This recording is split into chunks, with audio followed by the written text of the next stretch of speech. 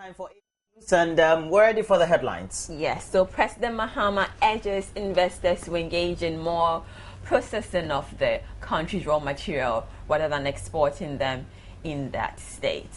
And next, we turn attention to health, and the National Health Insurance Scheme pushes for increase in levies due to mounting claims. We now bring you the details of the news. President John Dramani Mahama has asked investors to focus on processing raw materials locally instead of simply exporting them in same state. Well, speaking at the 5th anniversary celebrations of the local cocoa processing firm Cargill Ghana Limited at Thema, he said Ghana was tired of exporting its raw materials and asked investors to look beyond profit margins and also help create jobs in Ghana. Primary exporters of raw material, we must add more processing and value added. But our target is to create more jobs in our economy for our growing youth population. To achieve this, therefore, we must process more of the natural resources that God has blessed us with locally, and cocoa is one of them. The company had been in the business of buying and exporting Ghana's cocoa for about 40 years until it constructed a processing plant here in Ghana in 2008 to add value to the beans locally. Cargill's Cocoa and Chocolate Business Unit's leader, Joe Delore, said one of the measures the company has employed to ensure sustainable availability of cocoa beans is supporting cocoa farming families and communities. The Cargill Cocoa Promise is about making a difference in 3 key areas. 1. Investing in farmer training to increase productivity and yields. 2. Supporting cocoa families and communities with better access to education and healthcare. And 3. Preserving cocoa farmers and preparing them for the future. By 2016, we aim to have trained over 20,000 Ghanaian farmers through our farmer field schools to improve their productivity, bean quality and their incomes. With the help and cooperation of Cocoa Board, we will continue to look for opportunities to empower farmers and their communities to take control of their future. He noted Cargill has, over the 5 years of operation, promoted what he calls the Taste of Ghana across the world through its Good Taste of Ghana initiative. The president said Ghana is aiming at the #1 spot in cocoa production worldwide. The cocoa sector and the associated industries generate a reliable and significant source of income and revenue for our nation's development. It therefore makes sound economic sense for government to commit consistent policy support towards engendering growth in the cocoa sector to enable it attract investments for production of world-quality cocoa beans and products. While everything will be done to sustain the quality of our cocoa and to maintain our position as the second largest producer of cocoa, I believe we can, with sound management of the industry, move to the #1 spot. This is because our achievements in the cocoa sector and associated industry do not inure only to the credit and profitability of the regions that produce cocoa, but are also of considerable benefit and interest to the global enterprise and our economy. The ceremony was also used to celebrate community and traditional leaders as well as the farmers. President Mahama, accompanied by former President John Agyekum Kufuor, during whose presidency the company was constructed, unveiled the Cargill Promise and inspected their processing plant.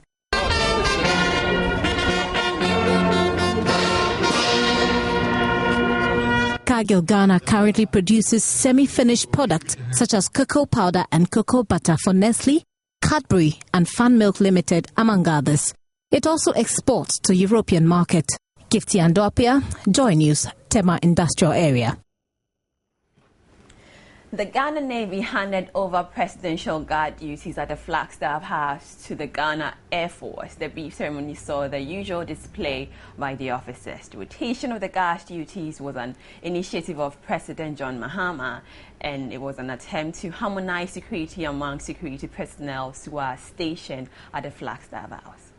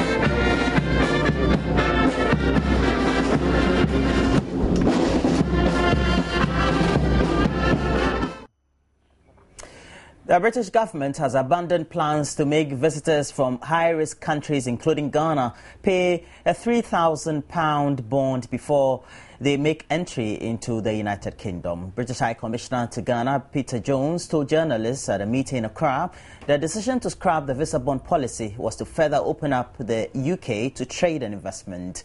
He, however, reiterated the High Commission will still remain tough on persons who fail to provide the requisite information when applying for a visa. The issue that we're responding to is the problem of visa abuse. So for a minority of people who perhaps try and apply in the wrong way for a visa with the intention of staying in the UK beyond the expiry of the visa, and that problem does exist, we need to look at options about how we tackle that and how we discourage that kind of behaviour. So this was one option that was being thought about as a response to that. But as I said, you know, it was only ever an option. It was never a decision to proceed. There was a lot of speculation that we'd taken a decision which we had not. And what I'm able to do today is to clarify that, you know, that option is not being proceeded with. Ghana, Nigeria, India and Pakistan were described as high-risk countries by the British government because residents from those countries have become noted for overstaying in the UK. The UK High Commissioner, however, says the scrapping of the policy should not be misconstrued as a relaxation of the visa requirements. Well, we look at countries based on the evidence of visa abuse. So, you know, people who don't do the right things, the figures on people who stay there when they shouldn't. Unfortunately, there is an issue still with some Ghanaians. The majority, no problem whatsoever. And of course, we encourage people always to apply for visas and behave in the right way. So, you know, I say again today, as I would always, that there are two things we ask of visa applicants. One is apply in good time, because it takes us some time to process the application. And the other is to provide all the information that we ask for. And if people do that and do that honestly and in the correct way, then hopefully everything will be successful. The security bond scheme was to be piloted from this month as a way of deterring temporary visitors from staying in the UK beyond the time stated on their visas. The National Health Insurance Authority is pushing for an increase in the levies that are charged to the fund scheme to help address financial challenges in the grappling with the moment. Its Chief Executive, Sylvester Mensah, made the call at the official opening of the International Conference Center in Accra to climax its 10th anniversary celebrations. The chief executive admitted the scheme is fraught with many challenges, such as claims payment, amongst others, with claims skyrocketing each year. Active members, he says, have jumped from 1.3 million in 2005 to 8.9 million as at 2012, with claims payment also moving from 7.6 million in 2005 to 660 million in 2012. Funding is being handled by our distinguished Honorable Minister for Health, and this has to do with increase in the NHI levy as an option, review of exemption on NHIL, looking at additional funds from the road fund, looking at levy on tobacco and alcoholic beverages, looking at 20% of communication tax assigned to health insurance, and also looking at levy from the petrochemical industry. He added the authority would also tackle the issue of blocking leakages in the insurance system, especially with the pharmaceutical pricing and supply chain, which accounts for about 50 to 53% of its claims payment. We want to have a radical shift from the current overburdened situation of high prices of pharmaceuticals and in some cases fake drugs, which also encourage repeat attendance, which increase utilization and all affect our costs. It's important that we look at it. This conference will give us deeper insights into how other countries are managing pharmaceuticals, and in particular how the national health insurance schemes in those countries collaborate with other health agencies in managing pharmaceuticals. The conference is to climax the 10th anniversary celebrations of the scheme and to take stock and deliberate over the future of the scheme. It also brought together health representatives from over 100 cities from across the world to dialogue on the sustainability of the National Health Insurance Scheme and also the way forward in achieving universal health coverage. Ghana has finally launched a pilot vaccination program aimed at preventing cervical cancer in women. First Lady Mrs. Lodina Dramani Mahama, who performed the launch, intimated the pilot phase will focus on only 4 selected districts of the country. The pilot phase will involve the vaccination of girls in the 4 selected districts against the human papillomavirus, which is the leading cause of female cancer deaths.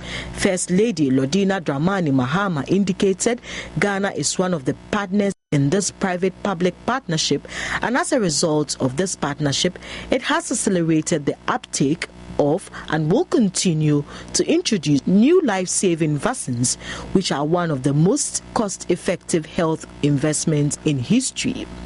Successes chalked such as zero death of children from measles, eradication of polio, prevention of infant deaths from pneumonia and diarrhea diseases are all successes we cannot see, but have significantly improved our lives and our life expectancy.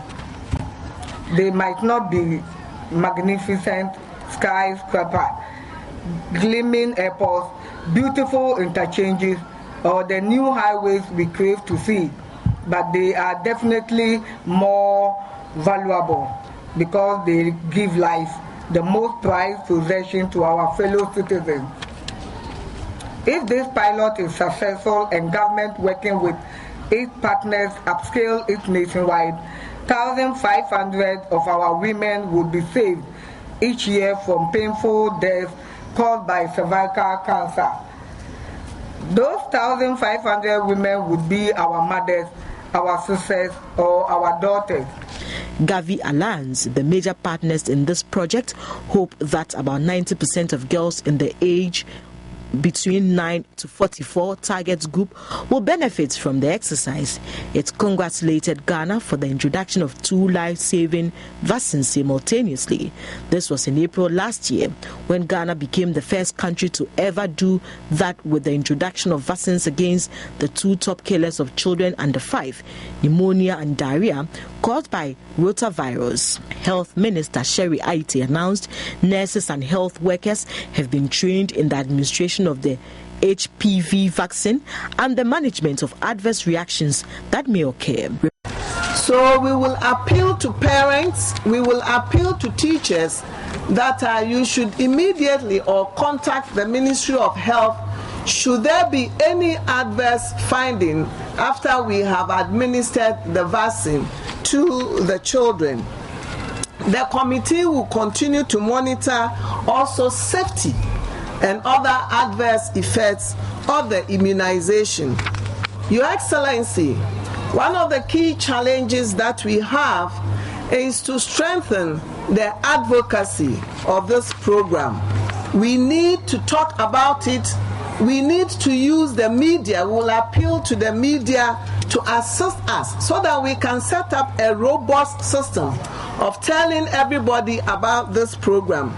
Today, we know with greater certainty that investing in our health has the potential of generating positive economic returns, development, and it will also go a long way to help us reduce poverty in the Ga-Dangbe area. Reports from the Ministry of Health indicates since 2006, HPV vaccines have been introduced in routine immunization programs in over 40 high and upper middle income countries. By 2020, it is expected that over 30 million girls in more than 40 countries will be immunized with the HPV vaccine.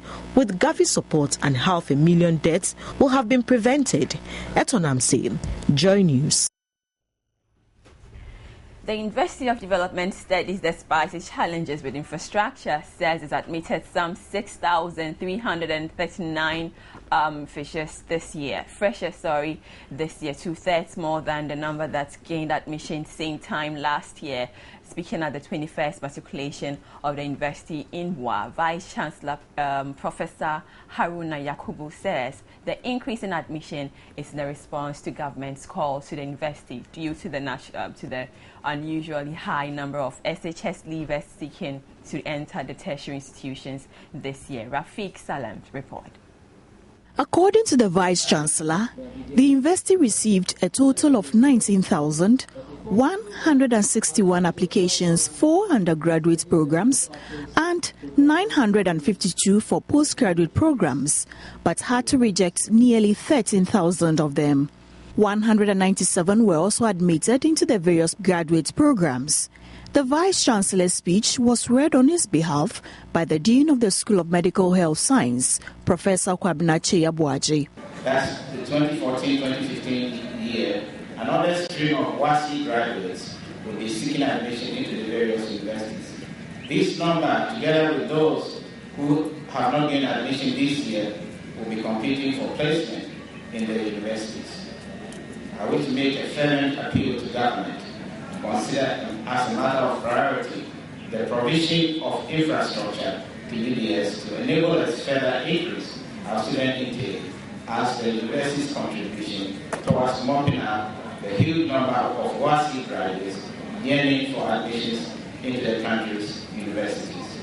The university authorities expressed concern about the low numbers of students taking up the sciences compared to those pursuing humanities, arts and business, and called for a comprehensive government policy to reverse the trend. The time is right for increasing the number of students offering science-based subjects at the undergraduate and the graduate level. The comprehensive government policy aimed at promoting teaching and learning of science in the first and second cycle institutions will be very useful and a very good step forward for a national increase in quality and numbers of science graduates. By this, the rapid growth and development of our country will be ensured. The matriculants were also advised to use legitimate and rational ways to express their feelings without undue recourse to violence and wanton destruction of public property. They were also advised to stay away from occultism. The dean in charge of the WA campus highlighted their challenges with emphasis on the provision of adequate infrastructure for academic work. And most daunting among these is the huge deficit in infrastructure against the huge number of students. It is hoped that management will prevail on contractors working on the lecture halls and library complex to expedite work so as to complete these projects on schedule. Rafiq Salam's report from WA. So that's the end of the news, but let's just give you a recap of our top stories for the morning. President John Dramani Mahama urges investors to engage in more processing of the country's raw materials rather than exporting them in same state. And the National Health Insurance Scheme pushes for increase in the levies due to the mounting claims. So that's the news we have for the morning. Next, we're going to have Rashida Kadiri in the studio to give us highlights of morning sports. Stay on. Good morning, I am Rashida Baba Kadiri. I bring you the latest in the world of sports. It's proudly made possible by Tigo. Smile, you've got Tigo. Now, there's a shock about Ethiopia new 24-month squad that is named in the second leg qualifier against Egypt in Cairo on November 19. Now, veteran goalkeeper Richard Olile Kingston has been dropped. And Mahatma Otu, who is also a striker, who's been quite consistent with the Black Stars lately in the last 2 or 3 matches, has also been dropped. Now in his place, Daniel Ajay for Richard Kingston, and then Dominic Adjia, who plays his football in Arsenal Kiev, has also been named as a replacement for Mahatma Otu. Let's catch the full squad. Coach Kwesi Appiah has named Kevin Prince Boateng in the 24-month squad to face Egypt in this month's World Cup playoff qualifier. Also included in the squad are Dominic Adia and goalkeeper Daniel Ajay, as both players return to the Black Stars team to play the Pharaohs in Cairo on 19th November at the Air Defence Stadium. The Black Stars lead the tie 6-1 after the first leg in Kumasi on 15th October. The full squad includes Fatal Dauda, Adam Lassen Korase and Daniel Ajay for goalkeepers. For defenders, Harrison Affle, Samuel Inkum, Daniel Opari, David Adi, Jerry Akamenko, Rashid Sumaila, Mohamed Awal, and Edwin Jima. For midfielders, Michael Asian, Sule Muntari, Kwadwo Samoa, Emmanuel Ajiman Bedu, Albert Aduma, Mubarak Wakasu, and Christian Achu, as well as Andrew Yu, have been called up. For strikers, Samoa Jan, Abdul Majid Waris, Kevin Prince Boateng, Jordan Yu, and Dominic Adia make the shortlist. So, quite a number of questions to be raised there. What is Dominic Adia doing in the squad? He's been in Arsenal care for the last 18 months, and how many goals has he scored? He scored just 1 goal. And how many appearances has he made for the Ukrainian side? We'll bring the details of that in our subsequent bulletins. But talking about this game on November 19, remember that the Ghana Football Association a couple of weeks ago sent a request to FIFA to have the game moved to a neutral ground due to violence in Cairo. But FIFA went ahead to say that no, the game should be played in Cairo. And so ahead of this, supporters are divided as to whether to travel with the Black Stars to support them whilst they go to the Northern African country or not. Shaibu Abbas is a member of the Millennium Supporters Group and also an executive of Ghana Supporters, the umbrella body of all supporters unions in Ghana. He talks about the fact that the supporters would have to wait for clearance from government before they travel or not to Cairo. And he also says that the media should endeavor to stop causing unnecessary fear and panic. It is very good because for the first time in the history of Mother Ghana, black maidens are playing match, and you can see the crowd that came from the supporters. That shows you something. Now all the supporters are under control. We don't allow anybody to do whatever he has been doing. We come under control. We ask you to sit down, you sit. We ask you to rise, you rise. That's what we are doing now. In our last meeting, we've taken a decision that Black Stars will not go alone.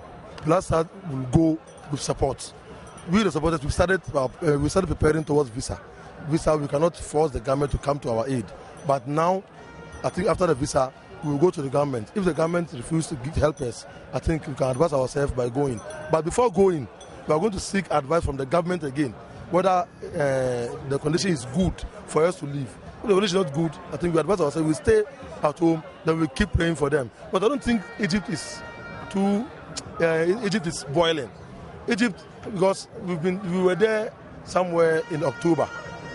3 of us, we passed through Frankfurt and we made transit in Egypt. We slept in Egypt before the following day. So Egypt, I don't think something is in Egypt. We are going to support at least, if we can't go, we should send about 200. Because if the players are playing and then they realize that nobody is behind them, I think there will be panic. So the media, we are begging them. The fear and panic that they are causing on the players, we are begging them to stop. We want to go to Egypt so that when a Samoan is playing and Ghana understands, he knew he's not playing, he's not there alone. Ghanaians are behind him. So I don't think Egypt is too dangerous for us not to go. But if the government advises us not to go, we are going to accept it in good faith. We are not going.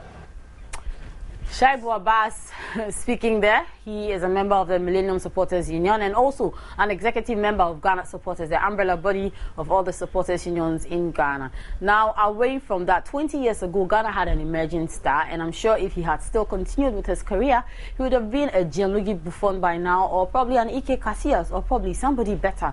But due to injury, Ali Jarrah, who was then a goalkeeper for the Black Stars, had to quit football and venture into a different area, but of course still in football, training a lot of footballers. Remember that Ali Jarrah is the one who trained Fatah Udauda, Ghana's goalkeeper, as well as others, including Philemon McCarthy and a host of other goalkeepers. Now, he was our guest on the Sports Link on Saturday, and he throws more light on what's been happening to him in the last 20 years.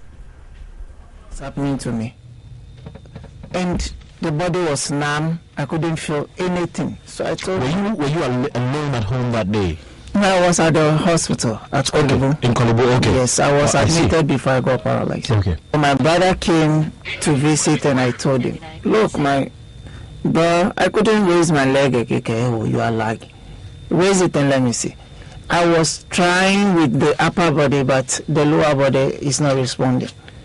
Before they reported it to the doctor, we came and I started crying because I didn't expect what is happening to me. I see. So it happens one weekend, I got paralyzed, that's all. But all the same in my life, whatever comes my way, I just accept it by the way it is. So quickly, I organized myself, accepted it, and that's I have to live with it, so life still goes on. I stayed for 1 month in Ghana, 1 month, 1 week, which I'm very happy I was sent to the UK by the government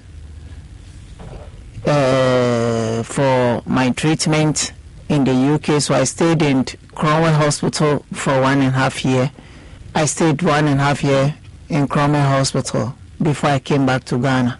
It was for 8 months in the UK before I was able to sit, because I lay on my tummy for 6 months, which I had a bed sore as well. So I lay on my tummy for 6 months before I was able to sit.